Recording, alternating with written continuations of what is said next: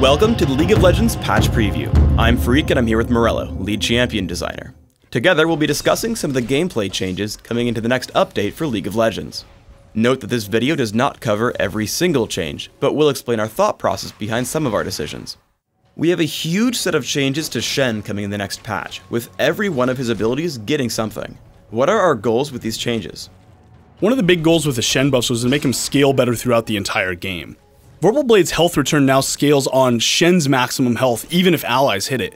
This means as Shen gets more and more tanky throughout the game, his Vorpal Blade heal still has relevancy throughout the rest of the game. We've taken a similar approach and increased the health % scaling amount on Key Strike. This continues to let him be a threat and make players want to attack him, which is kind of the primary role of a tank.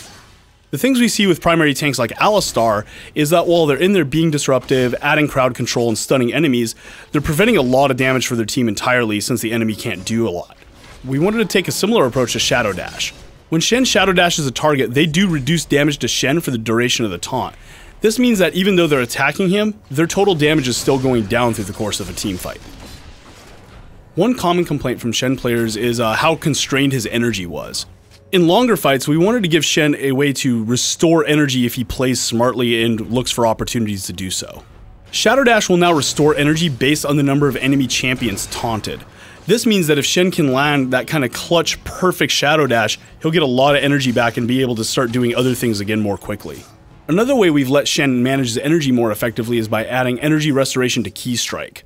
In addition to this, his auto attacks will now lower the cooldown of Key Strike when he hits people as opposed to when he gets hit, and while Faint Shield holds, that rate is doubled. Therefore, if Shen can get in there and really manage all these elements at the same time, he'll be getting energy back much faster than we see currently.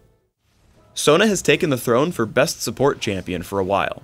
We do have some Sona nerfs coming into this patch. How are we bringing her in line? The Sona changes are completely oriented around her early game power.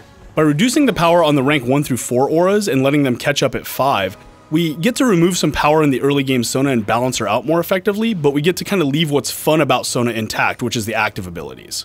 There is a new thing that Sona players can now think about, which is kind of which aura do I want to spec into. Since Sona's auras now get noticeably stronger as you rank them up, you can kind of spec into which aura you want to go to and get to rank 5 first, which is a new decision for Sona players to make. We also have a number of changes to Soraka. We're tweaking the mana costs on Starcall and Astral Blessing. We're also upping the mana given on Infuse, but removing its ability to give mana back to Soraka. What are the goals with these changes? The Soraka changes really revolve around two things: increasing her ability to restore mana to friends and support in a unique way, as well as reducing her kind of like unshakability out of lane due to her own resource sustain. By removing the ability for Soraka to cast Infuse on herself, we make it so that she can't have infinite mana anymore, and therefore those mana costs on her other skills are actually meaningful. The upside to this is that Infuse now restores more mana when used on friends. This is kind of an interesting lane comp kind of decision you can make if you want to really bring Soraka and feed the other guy in your lane mana.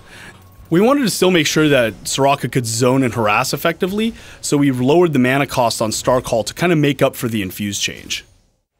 We have two Vladimir nerfs coming in, lowering the bonus healing on the early ranks of Tides of Blood, and slightly lowering the damage amplification from his ultimate, Hemoplague. Why are we nerfing Vladimir? When we lowered the cooldown on Transfusion and the cost on Tides of Blood, we liked that he was able to cast spells more often, but he was getting too much sustain earlier in the game. By making the healing bonus scale with ranks of Tides of Blood, this will kind of smooth out the curve between the early game and the late game, making Vladimir still feel good in team fights in later game, but without the abuse cases we see in the early game. In longer games and when heavily farmed, Vladimir's late game damage was getting a little too high. By reducing the damage amp on Hemoplague, this allows us to lower that late game damage without taking away the fun gameplay for Vlad. Thanks for tuning in to the League of Legends Patch Preview. Please subscribe to the Riot Games YouTube channel above, and don't forget to thumbs us up just below the video.